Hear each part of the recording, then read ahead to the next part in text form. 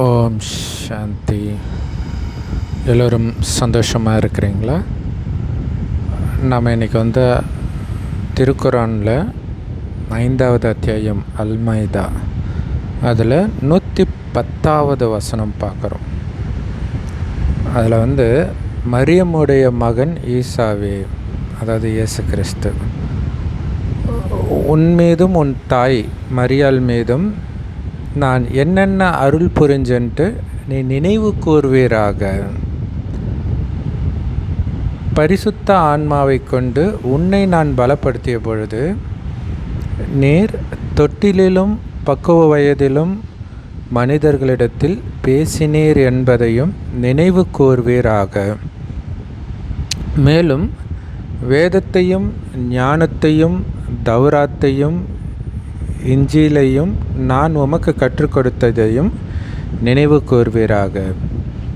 இன்னும் நீர் என் உத்தரவை கொண்டு களிமண்ணால் பறவையின் உருவத்தைப் போல் செய்து அதில் நீர் ஊதிய சமயத்தில் அது என் உத்தரவு கொண்டு பறவையானதையும் பிறவிக்குருடனையும் வெண் குஷ்டரோகியையும் என் உத்தரவை கொண்டு நீர் சுகப்படுத்தியதையும் நினைவு கூர்வீராக. நீர் என் உத்தரவை கொண்டு இறந்தோரை கல்லறையிலிருந்து உயிர்ப்பித்து நீர் வெளியேற்றியதையும் நினைவு கூர்வீராக. இன்னும் இஸ்ரேலின் மக்களிடம் நீர் தெளிவான அத்தாட்சிகளை கொண்டு வந்தபோது அவர்களில் நிராகரித்தவர்கள் நிச்சயமாக இது தெளிவான சூனியத்தை தவிர வேறில்லை என்று கூறிய சமயத்தில் அவர்களுடைய தீங்குகளிலிருந்து நான் உம்மை தடுத்து கொண்டதையும் நினைவு கூர்வீராக என்று ஈசாவை அழைத்து அல்லாஹ் கூறியதை நபியே நினைவு கூர்வீராக எப்படின்னு இருக்குது. ஸோ இதில் மேலோட்டமாக பார்த்திங்கன்னா அதில் விளக்கம் கொடுக்கறதுக்கு ஒன்றுமே கிடையாது இல்லையா? ஸோ இதெல்லாம் நிஜமாகவே நடந்தது, அதெல்லாம் ஞாபகப்படுத்திக்கப்பா அப்படின்னு இயேசுகிட்ட சொல்கிறார். உன்னை வைத்தும் உன் தாயை வைத்தும் நான் என்னென்னலாம் அதிசயம் பண்ணேன், நீ தொட்டிலில் கூட பேசினியே. ஸோ இதை அப்படியே நீங்கள் எடுத்துக்கிட்டிங்கன்னா நிறைய விஷயங்கள் பகுத்தறிவுக்கு எதிராகவே இருக்கும். தொட்டிலில் ஒரு குழந்தை எப்படி பேசியிருக்கும் இல்லையா? தொட்டியில் இருக்கிற குழந்தை எவ்வளோ சின்ன வயசாக இருக்கும், அது எப்படி பேசும்? அதுவும் ஞானத்தை, அதுவும் மனிதர்கள்கிட்ட. அப்புறம் பக்குவ வயதில். ஸோ இந்த மாதிரி விஷயம், முரண்பாடான விஷயம் எல்லா மதத்துலேயுமே இருக்கும். அது முரண்படுவதற்கு காரணமே அதில் வேற ஒரு ரகசியம் இருக்குது அப்படிங்கிறது தான். அதுக்கப்புறம் வேதத்தை, ஞானத்தை, தௌராத்தை, இஞ்சிலை எல்லாத்தையும் நான் உனக்கு கற்றுக் கொடுத்தேனே, அதை ஞாபகப்படுத்து அப்படின்னு இருக்குது. ஸோ இதையெல்லாம் ஒன்று ஒன்றா இயேசுவுக்கு கடவுள் கற்றுக் கொடுத்தாரா? அந்த மாதிரி எங்கேயாவது இருக்குதா அப்படின்னா எங்கேயுமே இருக்காது. சரி, இன்னும் நீர் என் உத்தரவை கொண்டு களிமண்ணால் பறவையின் உருவத்தை போல் செய்து அதில் நீ ஊதின உடனே அது என் உத்தரவுனால் பறவையானதை நினச்சிப்பார். பிறவி குருடனுக்கு பார்வை வந்ததை நினச்சிப்பார். வெண்குஷ்டரோகியையும் நீ சுகப்படுத்தினதை நினச்சிப்பார். ஸோ இதெல்லாம் உண்மையாகவே நடந்தது அப்படியே அப்படின்னு நம்பி தான் கிறிஸ்தவர்கள் இப்போ வரைக்கும் நிறைய அற்புதங்கள் செய்கிறோம். குருடர்கள் பார்ப்பார்கள், முடவர்கள் நடப்பார்கள் அப்படின்னு நிறைய கூட்டம் நடத்துகிறாங்க. அதில் நிறைய ஃப்ராடு வேலையும் நடக்கிறது எல்லாருக்குமே தெரிஞ்ச விஷயம். சரி, அதுக்கு காரணமே இது உண்மையில் எதை குறிக்குது? மாம்சமானவர் அப்படின்ட்டு பைபிள் அடிக்கடி நெகட்டிவாக சொல்லுவாங்க. மாம்சமானவர்னால் உடல் சம்மந்தப்பட்ட எண்ணத்திலே மூழ்கி இருக்கிறவங்கன்னு அர்த்தம். அப்போ இது எல்லாமே உடல் சம்மந்தப்பட்ட விஷயத்தை பேசுகிற மாதிரியே உங்களுக்கு தெரியும். அப்படி உடல் சம்மந்தப்பட்ட விஷயத்தை பேசுகிறதா இருந்தால் அது ஆன்மீகம் கிடையாது. ஆத்மா வேறு, உடம்பு வேறு. இது ரெண்டும் சேர்ந்தது தான் மனுஷன். உடம்பு கண்ணுக்கு தெரியுது, இதை இயக்கக்கூடிய ஆத்மா பூர்வ மத்தியில் நட்சத்திரம் மாதிரி ஜொலிக்குது. அதனால தான் இங்கே பொட்டு வைக்கிற பழக்கம் இருக்குது. அதான் உயிர்னு சொல்கிறோம் இல்லையா. சரி, ஸோ அந்த ஆத்மாவை பற்றிய ரகசியம் இது, அதை புரிஞ்சுக்கணும். இப்போ அதுக்கான விளக்கம் கொடுக்குறோம். சரி, அதே மாதிரி என்னுடைய உத்தரவை கொண்டு இறந்தவர்களை கூட நீ கல்லறையிலேருந்து உயிர்ப்பித்து வெளியேற்றினியே அப்படின்ட்டு. ஸோ இது பைபிளில் அப்படி இருக்கிற மாதிரி தெரியல. பட் வேற ஒரு தீர்க்கதரிசி அந்த மாதிரி பண்ணுவார். இயேசுவும் பண்ணுவாரா தெரியல.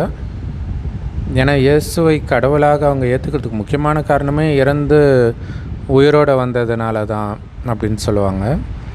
சரி, அதே மாதிரி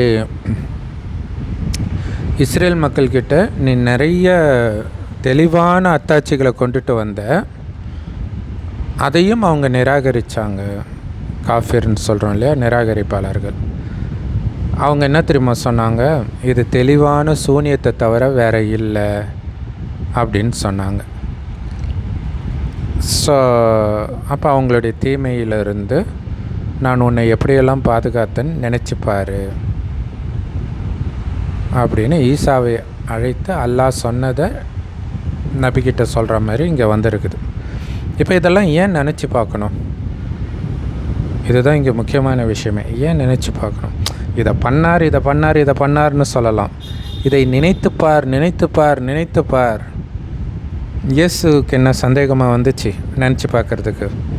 இல்லை, இப்போ சந்தேகப்பட்டால் நான் இதை அதை பண்ண ஞாபகம் இல்லையா அப்படின்னு கடவுள் சொன்னால் நியாயம் இருக்குது. இயேசு கடவுளை சந்தேகப்படவே இல்லையே, அப்புறம் எதுக்கு நினச்சி பார்க்க சொல்கிறார்? அதை புரிஞ்சுக்கணும். அப்படின்னா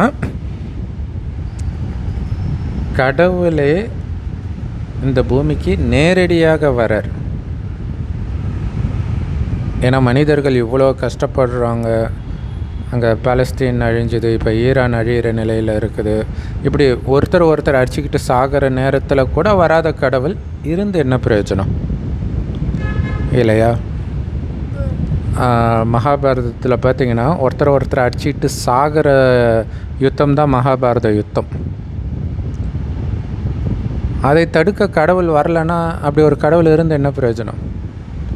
வராரா மகாபாரதத்தில்? ஸோ அங்கே கீதை சொன்னதாக காட்டியிருக்கிறாங்க. அப்போ யுத்த மைதானத்தில் கீதை சொல்லப்படுது. யுத்த மைதானம் எப்படி இருக்கும் உங்களுக்கு தெரியும் இல்லையா? எவ்வளோ பதற்றம் இருக்கும். ஸோ அப்போ யுத்த மைதானத்தில் அங்கே சொல்லப்படுது அப்படின்னா என்ன அர்த்தம் அப்படின்னா, அப்படிப்பட்ட பதற்றமான சூழ்நிலை உலகத்தில் இருக்கும் பொழுது கடவுள் வராருன்னு அர்த்தம். ஸோ பதற்றமான சூழ்நிலை உலக அளவில் எப்போ வருது? உலகப்போர் டைமில். 1ஆம் உலகப்போர், 2ஆம் உலகப்போர், இப்போ 3ஆம் உலகப்போர் வரப்போகுது. இதெல்லாம் வராமல் உங்கள் கடவுள் வேடிக்கை பார்க்குறாரா அப்படின்னு நாஸ்திகர்கள் கேட்பாங்க. அவர் வந்திருக்கிறார். வரலன்னு யார் சொன்னது? அவர் வந்திருக்கிறார். வந்ததுனால தான் அவர் கடவுள். இது நாம் இப்போ எந்த காலகட்டத்தில் இருக்கிறோம்னு யோசிக்கணும்.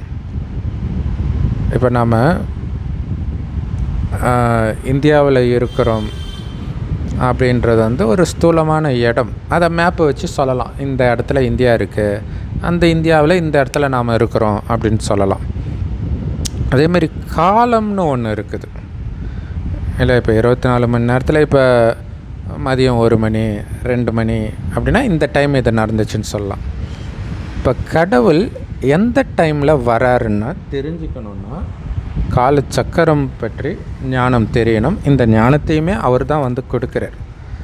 அது என்னென்னா இந்த 5000 வருட காலச்சக்கரம். இதில் முதல் பாதி சொர்க்கமாகவும் அடுத்த பாதி நரகமாகவும் இதே பூமி தான் மாறுகிறது. குறிப்பாக பாரத பூமி தான் சொர்க்கமாகவே இருந்தது. அங்கே வாழ்ந்தவர்களை தான் இந்துக்கள் தெய்வம்னு வழிபடுறாங்க. அவங்க கடவுள் கிடையாது, ஆனால் கடவுளுக்கு ஈக்குவலாக தூய்மையாக இருப்பாங்க. தெய்வீக குணம் இருக்கும் கடவுளுக்கு ஈக்குவலாக. அதனால் அவங்கள வழிபடுறாங்க.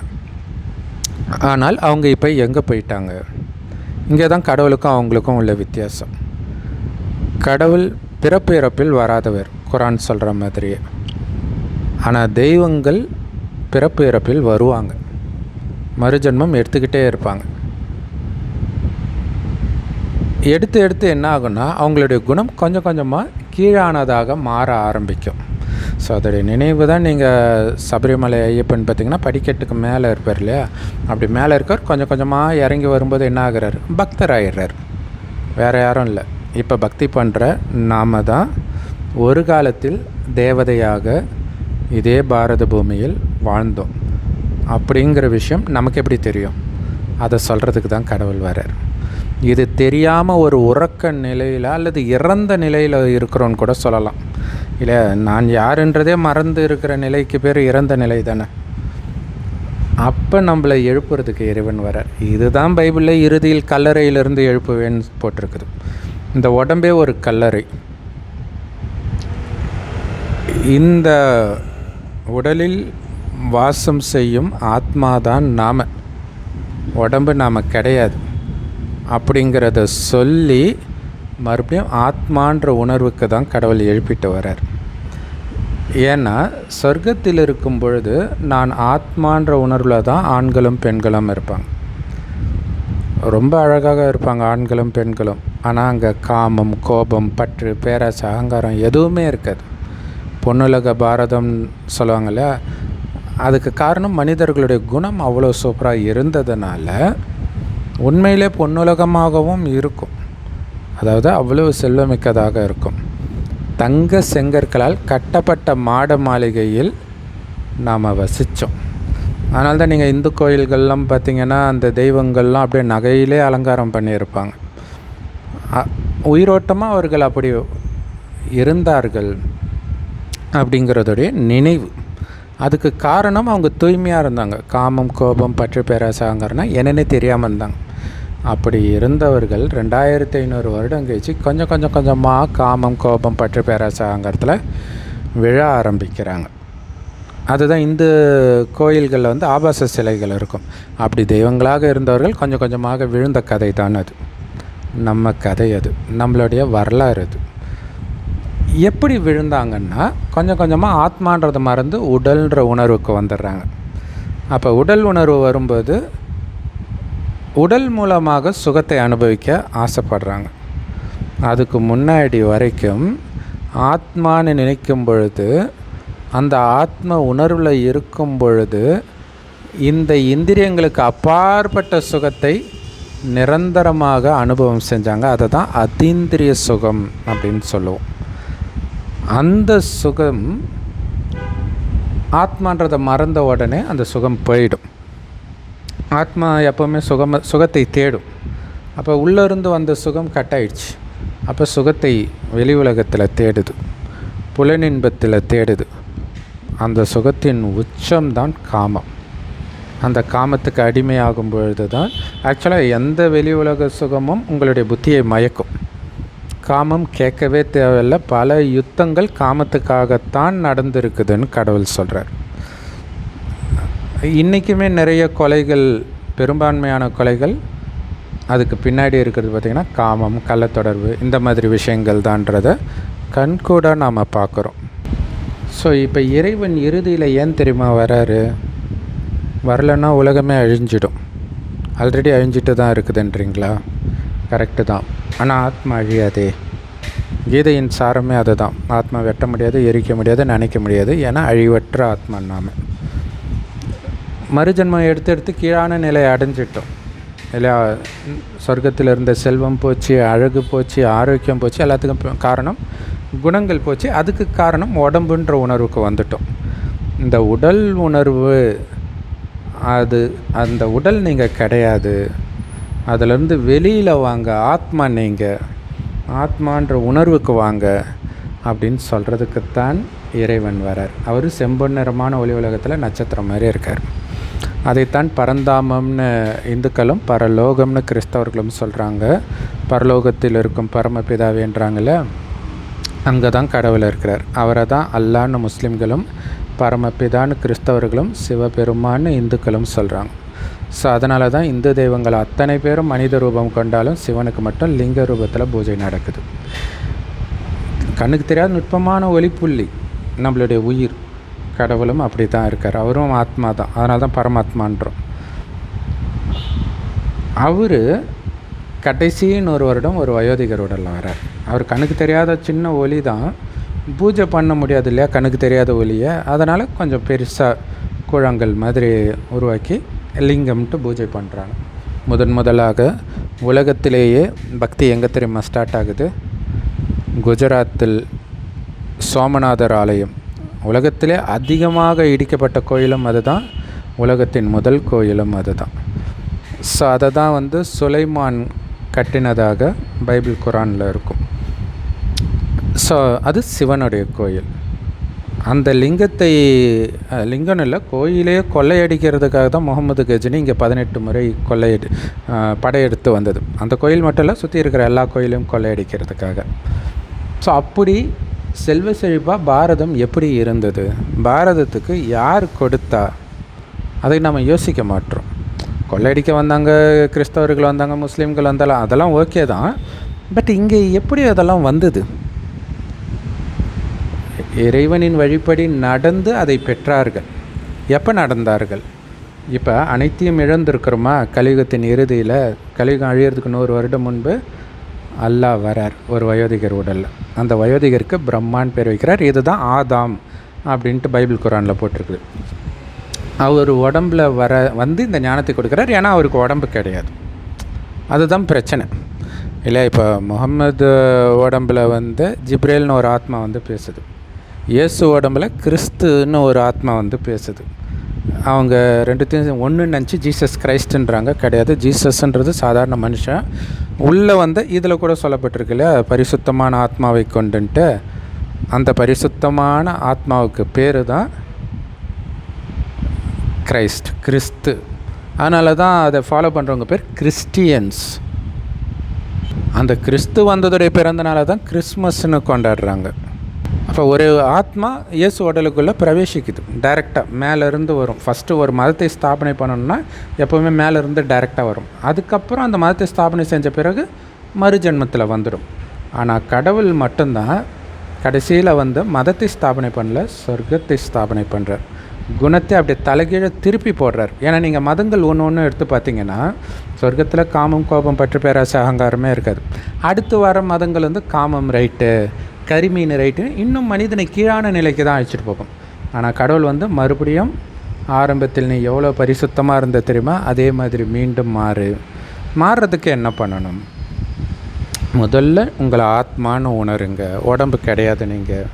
அடுத்தது ஆத்மாவின் தந்தையாகிய கடவுளை, சிவ பரமாத்மாவை செவ்வானத்தில் நட்சத்திரம் மாதிரி சதா நினைவு பண்ணிகிட்டே இருக்கணும் மனக்கண்ணால்.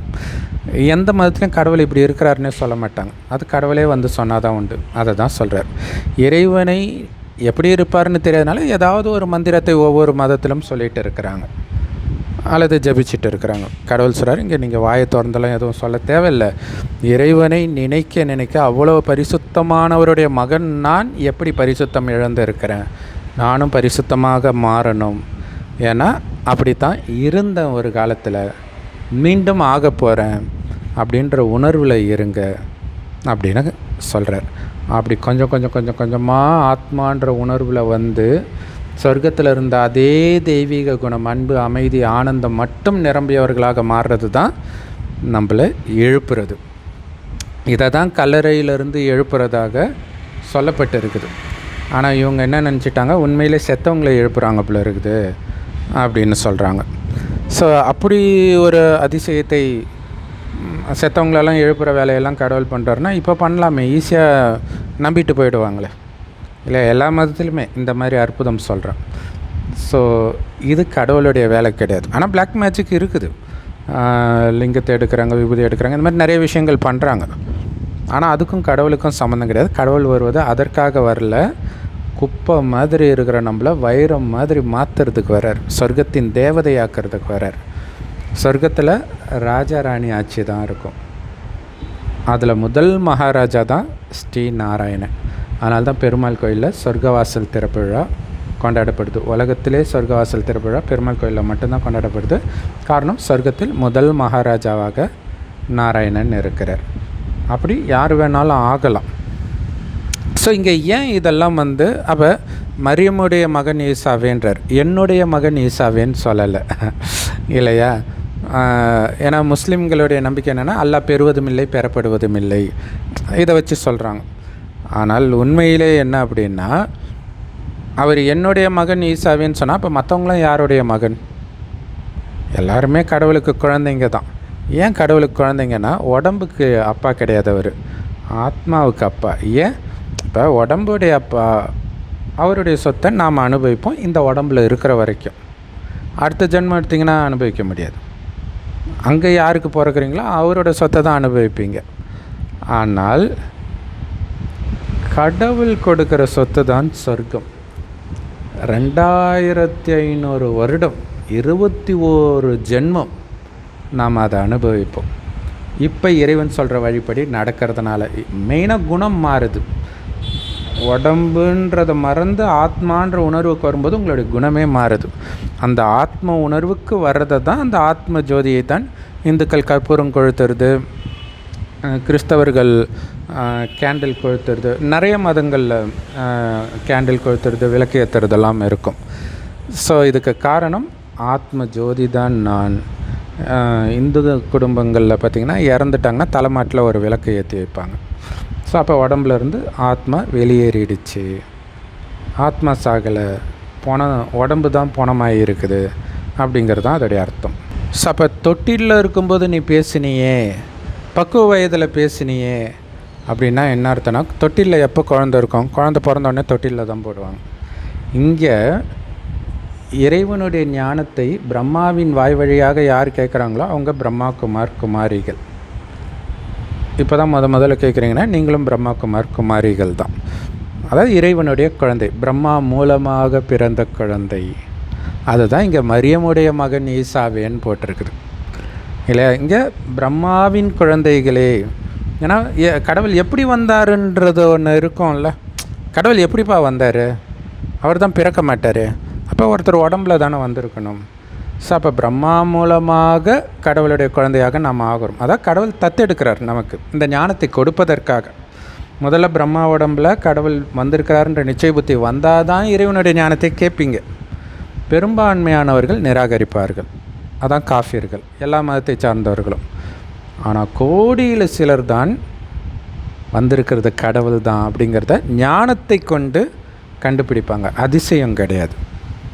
ஞானத்தை வச்சு கடவுள் மேஜிக் பண்ணலாம் வரல. இல்லை இதை பண்ணார் அதை பண்ணார், வானத்துலேருந்து அப்பத்தை வர வச்சார் அப்படின்னு பைபிளில் போட்டிருக்கோம். இதில் என்னென்னா, ஒரு புறாவை மண்ணுனால் செஞ்சு ஊதின உடனே அது பறந்துடுச்சு அப்படின்னு சொல்கிறார். அப்படின்னா என்ன அர்த்தம்? உயிர் கொடுத்தாருன்னு அர்த்தம். களிமண்ணிலேருந்து தானே ஆதாமை உருவாக்குறாங்க. அப்போ உயிரில்லாத பறவையாக இருக்கட்டும், எதாக இருக்கட்டும், அது ஒரு ஜடப்பொருள். அந்த மாதிரி உடல்ன்ற உணர்வில் இருக்கிற அத்தனை பேரும் ஜடமாகத்தான் இருக்கிறார்கள்னு கடவுள் சொல்கிறார். அவங்களுக்கு உயிர் கொடுக்கிறோம். எப்படி? இந்த ஞானத்தை கொடுக்கிறோம். அங்கே கடவுள் ஆதாமை ஊதி ஜீவசுவாசத்தை கொடுத்து ஆதாமை எழுப்பினார்னு இருக்கும். அது ஊதுகிற விஷயம் இல்லை, ஞானத்தை கொடுத்து எழுப்புறது அப்படிங்கிற விஷயம். அதே மாதிரி இன்றைக்கி எல்லா விதமான நோயும் இருக்குது. கொரோனா இது மாதிரி எல்லாருக்கும் பொதுவாக வந்தாலும் குருடராக பிறக்கிறது, முடவர்களாக இருக்கிறது, பாதியில் குருடராகிறது, இந்த மாதிரி நிறைய விஷயங்கள் நடக்கிறத பார்க்குறோம். அதாவது நோயாளி உலகம்னே இதை சொல்லலாம். ஆனால் சொர்க்கத்தில் சின்ன தலைவலி கூட இருக்காது. ஆனால் இந்த நோயெல்லாம் வந்ததுக்கு காரணம் என்ன தெரியுமா? காமம், கோபம், பற்று, பேராசை, அகங்காரத்தில் வந்தது மெயினாக காமம். ஸோ அதுதான் கொலை பண்ணுறதை விட மிகப்பெரிய பாவம்னு கடவுள் சொல்கிறார். ஸோ இதோடைய நினைவாக குரானில் என்ன பண்ணிட்டாங்க? விக்கிரக வழிபாடு கொலை பண்ணுறத விட பாவம்ட்டாங்க. விக்கிரகம்னா என்னது? உடல். காமம் எங்கேருந்து வருது? உடலை பார்க்கறதுனால வருது. ஸோ காமத்தில் விழுவதும் உடலை வழிபடுவதும் ஒன்று தான் இல்லையா? அது ஏதோ அந்த உடம்புல ஏதோ ஒன்று இருக்குதுன்னு நினச்சிட்டு இல்லை மயங்கி போகிறான். அது ஜடம், அது போனோம் இல்லை. பிணத்தோட காமம் வச்சு அவனை கேவலமாக நினைக்கிறோம். அந்த உடம்பில் உயிர் இருக்கும்போது காமம் வைத்தாலும் பிணத்தோடு தான் வைக்கிறீங்க. உயிரோட வைக்க முடியும்? உயிர் தனியாக இருக்குது. ஸோ அந்த உடம்பு தான் அவங்கன்னு புத்தி மயக்குது. அதான் சாத்தானுடைய வேலை. சாத்தான்றதே காமம், கோபம், பற்று, பேராசை, அகங்காரம் தான். இந்த 5 விகாரம் ஆணிடமும் இதே 5 விகாரம் பெண்ணிடமும் உள்ள இணைந்த ரூபம் தான் 10 தலை ராவணன். அவனை தான் சாத்தான், மாயா அப்படிலாம் சொல்கிறாங்க. மற்றபடி 10 தலை தூக்கிட்டு எவனும் கிடையாது. ஸோ எந்த மதத்தில் உள்ளதும் நிஜத்தில் அப்படியே நடந்தது கிடையாது. எந்த சீதையும் ராவணன் கடத்திட்டு போகலை. ஆத்மாக்கள் எல்லோரும் சீதைகள் தான். எல்லோரும் இப்போ அவனோட கண்ட்ரோலில் தான் இருக்கிறோம். ஸோ அதை மீட்பதற்கு தான் இப்போ கடவுள் வந்திருக்கிறார். ஸோ அப்போ பிறவி குருடனையும் சரிப்படுத்தினார். அப்படிங்கிறது என்னென்னா, பிறக்கும்போதே நம்ம குருடனாக தான் இருக்கிறோம், ஞான குருடனாக இல்லையா. கண்ணிருந்தும் குருடராக இருக்கிறீங்களேன்ட்டு இயேசு சொல்லியிருப்பார் இல்லையா. அப்போ உடம்பு தான் அவங்கன்னு பார்க்குறோம், ஆத்மான்றதே மறந்துட்டோம். அப்போ ஞானம் இல்லை, ஞான குருடர்களாக இருக்கிறோம். ஸோ அந்த குருடர்களுக்கு ஞானக்கண்ணை இறைவன் கொடுக்குறார். அந்த ஞானக்கண் தான் 3வது கண். சிவனுக்கு நெற்றிக்கண்ட்டு கொடுக்குறாங்க இல்லையா. இப்போ லிங்க ரூபந்தான் சிவன், அது உண்மையிலே சங்கர். பட் மனிதர்கள் பக்தியில் அவரையும் சிவன் சொல்கிறதுனால அதை சொல்கிறோம். அடுத்தது வெண்குஷ்டரோகியையும் சுகப்படுத்தினியே அப்படின்னு அர்த்தம். நோயாளிகளாக இருக்கிறாங்க, ஆனால் இருக்கிறதுலே மிகப்பெரிய நோய் இந்த 5 விகார நோய் தான். இதை சரிப்படுத்திட்டாலே எல்லாமே சரியாயிடும். அதுக்கப்புறம் தான் அடுத்த 2500 வருடத்துக்கு எந்த நோயும் இருக்க போகிறது கிடையாது. ஸோ இறந்தவர்களை எழுப்புனன்றது நம்ம ஏற்கனவே சொன்ன மாதிரி உடல்ன்ற உணர்வில் இருக்கிறதும் செத்து போனதும் ஒன்று தான். இப்போ உயிர்ப்பித்து வெளியேற்றுற, நீ உடம்பு கிடையாது, ஆத்மான்ற உணர்வுலே இரு அப்படின்னு வெளியேற்றுறோம். இவ்வளோ தெளிவாக இந்த ஞானத்தை நாம் கொடுக்குறோம். ஆனாலும் அதில் நிராகரிக்கிறவங்க என்ன சொல்லுவாங்கன்னா, இது தெளிவாக சூனியத்தை தவிர வேறு இல்லைன்னுவாங்க. ஏன் இங்கே சூனியம்னு வருது, நான் இப்போ சொன்னதுக்கு எதுக்கு சூனியம்னு வரணும் அப்படின்னு உங்களுக்கு தோணும். கடவுள் இந்த ஞானத்தை 1936 கொடுக்குறார். கடைசி 100 வருடம் இல்லையா. ஸோ 1936 அந்த டைமில் எடுத்தோடனே இந்த ஞானம் ஃபுல்லாக சொல்லலை, நிறைய சொன்னதை சேர்த்து நான் உங்களுக்கு மொத்தமாக சொல்கிறேன். கடவுள் சொல்லும்போது கொஞ்சம் கொஞ்சமாக தான் சொல்கிறேன். ஸோ அப்படி கொஞ்சம் கொஞ்சமாக அவர் சொன்னதுடைய நினைவாக இங்கே குரானும் கொஞ்சம் கொஞ்சமாக வஹி வந்ததுன்னு சொல்கிறாங்க இல்லையா. சரி, அப்போ ஆரம்பத்தில் என்ன எப்படி தெரியுமா வந்தாங்க, ஞானத்தை சொல்லலை, எப்படி வந்தாங்க. இந்துக்கள் தீவிர பக்தியில் இருப்பாங்க அந்த காலத்துலலாம் இல்லையா. அப்போ அவங்கள எப்படி எடுத்துகிட்டு வர முடியும். சொர்க்கத்தில் நாராயணனாக இருந்ததே நீங்கள் தான், மீண்டும் நாராயணனாக வாங்கன்னா டென்ஷன் ஆகிட மாட்டாங்க. ஏன்னா அவங்க நாராயணனை கடவுள் நினச்சிட்டு இருக்கிறாங்க. இப்போ எப்படி இயேசு கடவுள் இல்லைன்னு சொன்னால் கிறிஸ்தவர்கள் டென்ஷன் ஆகிறாங்களோ, அதை விட பயங்கரமாக இங்கே டென்ஷன் ஆவாங்க. அப்போ என்ன பண்ணுறது. அப்போ கடவுள் சொல்கிறாரு, கடவுள் அவர்கிட்ட இருக்கிற ஞானம் ஃபுல்லாக நமக்கு கொடுக்குறாரு, ஒரே ஒரு விஷயத்தை மட்டும் கொடுக்கல. அது என்ன தெரியுமா, கடவுளால் ஒரு விஷயம் பண்ண முடியும். அது என்னென்னா காட்சி காட்ட முடியும். அப்படி சொர்க்கத்தின் காட்சியை காட்டினார் நிறைய பேருக்கு. அந்த பிரம்மா உடலில் இறைவன் வந்தார் இல்லையா. அவர் ஊரில் இருக்கிற அவரை எல்லோருக்கும் தெரியும், ஃபேமஸானவங்க. கிராமத்தில் அந்த காலத்தில், இப்போ கூட கிராமத்தில்னாலே எல்லோருக்குமே தெரியும் இல்லையா. ஸோ அப்போ அந்த பிரம்மாவுடைய ஃபேஸ் தெரியுது, அப்படியே கிருஷ்ணருடைய ஃபேஸ் தெரியுது. உடனே தானாகவே ஈர்க்கப்பட்டு வராங்க, இங்கே ஏதோ இருக்குது அப்படின்ட்டு. அப்படி அற்புதத்தை கண்டு வந்தாங்க. வந்த பிறகும் நிறைய பேருக்கு கிருஷ்ணருடைய காட்சி கிடச்சது. சொர்க்கத்திலே போனாங்க, ஆடினாங்க. 1 நாள் 2 நாள் 1 வாரமெல்லாம் கூட அந்த காட்சியிலே இருந்தாங்க, ஆண்களும் பெண்களும். அப்போ நிறைய பேர் இது ஏதோ சூனியம், மை வைக்கிறாங்க அப்படியெல்லாம் சொல்ல ஆரம்பிச்சிட்டாங்க. அதுக்கப்புறம் காட்சி காட்டுறதை கடவுள் நிறுத்திட்டார். ஸோ அதை தான் நிராகரித்தவர்கள் இவ்வளவும் பார்த்தும் அதை நம்ப மறுக்கிறாங்க. காரணம் என்ன, சூனியம்னு சொல்லிட்டாங்க. மெயின் காரணம் என்னென்னா, இங்கே காமத்தை விடணும், அதான் விஷயம். இன்னைக்கு காமத்தில் கறிமீன் சாப்பிடுனா எல்லோரும் போயிடுவாங்க இல்லையா. ஆனால் காமம் இருக்கக்கூடாது, கறிமீன் இருக்கக்கூடாது, இது மாதிரி நிறைய ரெஸ்ட்ரிக்ஷன்ஸ் இருக்குது. வெளில சாப்பிடக்கூடாது, பூண்டு வெங்காயம் சாப்பிடக்கூடாது, நீங்கள் சமைத்த உணவை தான் சாப்பிடணும், மற்றவர்கள் சமைத்த உணவை சாப்பிடக்கூடாது, இந்த மாதிரி மெயினாக இச்சையாக பார்க்கக்கூடக்கூடாது, இந்த மாதிரி நிறைய இருக்குது. ஸோ அப்போ பிரச்சனை வரும் இல்லையா. காமம் கூடாதுன்னு சொன்னாலே கணவன் மனைவிக்கு இடையில் பிரச்சனை வரும். ஸோ அப்போ நிராகரித்தவர்களைத்தான் காஃபிர்னு சொல்லப்படுது. இதோடைய நினைவாக அல்லது நிழலாக ஒவ்வொரு மதத்திலும் ஒவ்வொரு கதை வந்திருக்கும். ஆனால் எல்லா கதையிலும் இந்த கதை தான் பேக்ரவுண்ட். இதை வச்சு நீங்கள் பொருத்தி பாருங்கள், உங்களுக்கே தெரியும். ஸோ அப்போ அந்த பிரம்மாவை கொலை பண்ணுறதுக்குலாம் வந்தாங்க. ஆக்சுவலாக இது எங்கே தெரியுமா நடந்தது? 1936 இந்தியாவுக்கு சுதந்திரம் அடையலை இல்லையா? அப்போ பாகிஸ்தானும் இந்தியாவும் இந்தியாவாகவே இருந்ததில்ல. இப்போ பாகிஸ்தானாக இருக்கிற இடத்துல தான் அது வந்துச்சு. ஸோ அப்போவே அங்கே முஸ்லீம்கள் அதிகமாக இருந்ததுனால தான் அதை தனி நாடாக கேட்டாங்க. ஸோ அப்படி முஸ்லீம்கள் அதிகமாக இருக்கக்கூடிய இடத்துல தான் இந்த ஞானமே கொடுக்குறாங்க. கடவுள் எல்லாருக்கும் பொதுவானவர் தானே. இப்போ கூட பார்த்திங்கன்னா இதோடைய ஹெட் குவார்ட்டர்ஸ் ராஜஸ்தானில் இருக்குது. இந்தியா பாகிஸ்தான் பார்டரில் தான் இருக்கும். அங்கேருந்து பார்த்திங்கன்னா பாகிஸ்தான் மிலிட்ரி எல்லாருமே நீங்கள் பார்க்கலாம். ஸோ அங்கே மதுபன்ற மலை, மவுண்ட் அபுன்னுவாங்க, அந்த அபு மலை மேலே தான் இங்கே ஹெட் குவார்ட்டர்ஸ் இருக்குது, பிரம்மகுமாரிகள் ஹெட் குவார்ட்டர்ஸ். ஸோ அப்போ அந்த பிரம்மாவை கொலை பண்ணுறதுக்காகலாம் ஆள் அனுப்புனாங்க. அந்த தீவிரவாதி அந்த இது சொல்லுவாங்க இல்லையா, காசு கூலிப்படையின்னுவாங்க இல்லையா, அப்படியெல்லாம் அனுப்பிச்சாங்க. அப்படி வரும்போது இவர் ஊஞ்சல் ஆடிட்டு இருக்கார். இவருக்கு தெரியாது அவங்க வராங்கலாம் தெரியாது. இவர் கடவுளுடைய நினைவில் இருக்கிறார். வந்தோடனே அப்படியே பிரகாசமாக ஒரு ஒலி அடிச்சுது. அந்த சகோதரர் முஸ்லீம் அவர் ஆக்சுவலாக. அப்படியே பிரகாசமாக ஒலியை பார்த்தோடனே அப்படியே கத்தி தூக்கி போட்டு அப்படியே கத்திட்டு விழுந்துட்டார். விழுந்த உடனே எல்லோரும் அவரை பிடிச்சிட்டாங்க. பிடிச்சோடனே பிரம்மா அவருக்கு சாப்பாடு போட்டு அனுப்புங்க, அவரும் என்னோடய குழந்தை தான் அப்படின்னு சொல்லியிருக்காரு. அதுக்கப்புறம் அவரும் பிரம்மகுமாரியாக ஆகிட்டார். ஸோ இவ்வளோ விஷயங்களையும் நினைத்து பார்க்க சொல்கிறார். ஏன்னா இங்கே இறைவனை நினைக்கணும், செவ்வானத்தில் நட்சத்திரம் மாதிரி. ஆனால் நினச்சிக்கிட்டே இருக்கிறது டக்குன்னு மறந்துக்கிட்டே இருக்கும். அப்போ இந்த மாதிரி விஷயங்களெல்லாம் நினச்சி பாருங்கள். எப்படி இறைவனுடைய குழந்தை ஆன உடனே இந்த ஞானத்தை ஆர்வத்தில் சொல்ல ஆரம்பிச்சிடுவீங்க. அப்படின்னா 2013 எனக்கு இந்த ஞானம் கிடைச்சிது. இந்த பிகே சரவணகுமார்னு சேனல் போய் பார்த்திங்கன்னா தெரியும். 2013 ஆரம்பிச்சிருக்கோம். அதாவது இந்த ஞானம் கிடைத்து ஒரு 2 மாதத்துலேயே சேனலில் போட ஆரம்பிச்சிட்டேன். அது சொல்லாமல் இருக்க முடியாது. கடவுள் வந்துட்டார். அது வரைக்கும் நாஸ்திகனாக வேறு இருந்தேன்.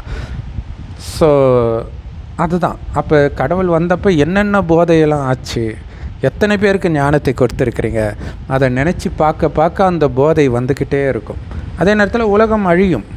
அந்த அழியும் பொழுது வரக்கூடிய அந்த துக்கம் இல்லை, உங்கள் குடும்பம் சொத்து எல்லாமே போகும் பொழுது எல்லாத்தையும் விட்டு தானே போகணும். இந்த உடலை விட்டு தானே சொர்க்கத்தில் போய் பிறவி எடுக்கணும். எல்லாமே அழியும். அதனால தான் அதன் மீது உள்ள பற்றை விட்டு என் ஒருவனை மட்டும் நினைவு செய்யுங்க. செவ்வானத்தில் நட்சத்திரம் மாதிரி இறைவன் இருக்கிறாரு, நம்ம ஆத்மா பூர்வ மத்தியில் நட்சத்திரம் மாதிரி இருக்குது. ஸோ ஆத்மான்னு என் ஒருவனை நினைவு செய்யுங்க அப்படின்னு கடவுள் சொல்கிறார்.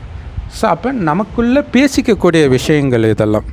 அப்போ இங்கே பாருங்களேன், ஞானத்தையும் தௌராத்தையும் இஞ்சிலையும் ஒன்றா கற்றுக் கொடுத்தாரா கடவுள்? இல்லை. அப்போ இங்கே என்னென்னா, இந்து மதத்தில் பிரம்மா கையில் பார்த்திங்கன்னா வேதங்கள் இருக்கும், வேறு எந்த தெய்வம் கையிலும் வேதம் இருக்காது. அப்போ என்னென்னா, பிரம்மா வாய் வழியாக இந்த ஞானத்தை கொடுக்குற இந்த ஞானம் என்னென்னா, எல்லா மதத்தின் வேதங்களின் சாரம், அதாவது விதை இல்லை, அந்த விதையிலிருந்து தான் மரம் வரும். அப்படி சாரத்திலிருந்து வர்றது தான் ஒவ்வொரு துளி ஒவ்வொரு மதத்தில் இருக்கும். அதனால தான் நம்மளால் எல்லா மதத்துக்கும் விளக்கம் கொடுக்க முடியுது. ஏன்னா சாரம் இங்கே இருக்குது. ஸோ இதெல்லாம் இறைவன் தினம் தினம் நமக்கு சொல்லிக் கொடுக்குறாரு. எப்படி சொல்லிக் கொடுக்குறாரு அப்படின்லாம் நினச்சிப்பார். நினைக்க தான் அந்த போதை வரும் இல்லையா? கண்ணுக்கு தெரியாத அந்த இறைவனை, உடல் இல்லாத இறைவனோடு நம்ம வாழறோம். அவரோட மட்டும் வாழணுன்னா அவர் நமக்கு என்னென்னலாம் பண்ணாருன்றதை யோசித்து பார்க்கணும். ஸோ உங்களுக்கு ரொம்ப ஆர்வமாக இருக்கும் இல்லையா, அல்லாஹ் வந்துட்டாருன்றது. ஸோ அவருடைய ஞானத்தை எங்கே கேட்குறதுன்னா, எல்லா பிரம்மகுமாரிகள் ராஜயோக தியான நிலையத்திலும் முற்றிலும் இலவசமாக கிடைக்குது. யூடியூப் வெப்சைட்ஸ்லேயும் இருக்குது. அதோடைய லிங்க் இந்த வீடியோ கீழே டிஸ்கிரிப்ஷனில் கொடுக்குறோம். அவசியம் பார்த்து பயன்பெறுங்கள். ஓம் சாந்தி. தேங்க்ஸ் ஃபார் வாட்சிங். இல்லைனா பிகே சரவணகுமார் தமிழ் முரளி நீங்கள் போட்டிங்கன்னா கூட அந்த முரளி இறைவன் கொடுக்குற ஞானத்தை நீங்கள் கேட்கலாம். கடவுளே நேரடியாக 5000 வருஷத்துக்கு ஒரு முறை தான் வருகிறார். அந்த ஒரு முறை நீங்கள் ஞானம் எடுத்தால் சொர்க்கத்துக்கு போயிடுவீங்க. இப்போ தவற விட்டீங்க, காஃபீர் ஆகிட்டிங்கன்னா சொர்க்கத்துக்கு வர மாட்டீங்க. இப்போ மட்டும் இல்லை, ஏன்னா இந்த 5000 வருடம் ஒரு கல்பனம். ஒரு கல்பத்தில் என்ன நடக்குதோ அதே தான் திரும்ப திரும்ப நடக்கும். இப்போ இப்போ ஒவ்வொரு கல்பத்திலும் மிஸ் பண்ணிவிடுவோம். எவ்வளோ பெரிய நஷ்டம். அதை தான் குரானில் கூட நிரந்தரமாக அவர்களை நரகத்தில் தள்ளினேன். ஏன்னா ஒவ்வொரு தடையும் சொர்க்கத்துக்கு வரமாட்டாங்க. இதே பூமி நரகமான பிறகு வருவாங்க. உலகம் அழியும்போது எல்லா ஆத்மாவும் மேலே போயிடும். அப்புறம் சொர்க்கத்துக்கு தகுதி பெற்ற ஆத்மா ஆரம்பத்திலே வரும். தகுதி கம்மியாக இருந்துச்சுன்னா கொஞ்சம் லேட்டாக வரும். தகுதியே அடையலைன்னா நரகம் ஆன பிறகு வரும். ஆனால் நரகம் கூட ஆரம்பத்தில் நல்லா தான் இருக்கும். சில ஆத்மாக்கள் கடைசியில் தான் வரும். பாருங்கள், உலகம் அழிகிற நேரத்தில் தான் முதல்ல மேலேருந்தே வருதுன்னா அது எவ்வளோ பெரிய பாவம் செஞ்ச ஆத்மாக்கள். ஸோ அப்படியெல்லாம் கூட நடக்கும். ஸோ அப்படியெல்லாம் நாம் ஆகிடக்கூடாது. பாலாரும் தேனாரும் ஓடக்கூடிய அந்த சொர்க்கம் நமக்காக கடவுள் உருவாக்கிட்டு இருக்கிறார். அதற்காக நம்மை தயார்படுத்திகிட்டு இருக்கிறார். ரொம்ப ஈஸி தான். இறைவனை நட்சத்திரம் மாதிரி நினைக்கணுங்க, அவ்வளோதாங்க. ஒன்றுமே கிடையாது. சாரம் இவ்வளோ தான். இறைவனை நீங்கள் நினச்சிக்கிட்டே இருங்க. நினச்சிக்கிட்டே நீங்கள் எல்லா காரியமும் செய்யுங்க. ஓம் சாந்தி. தேங்க்ஸ் ஃபார் வாட்சிங்.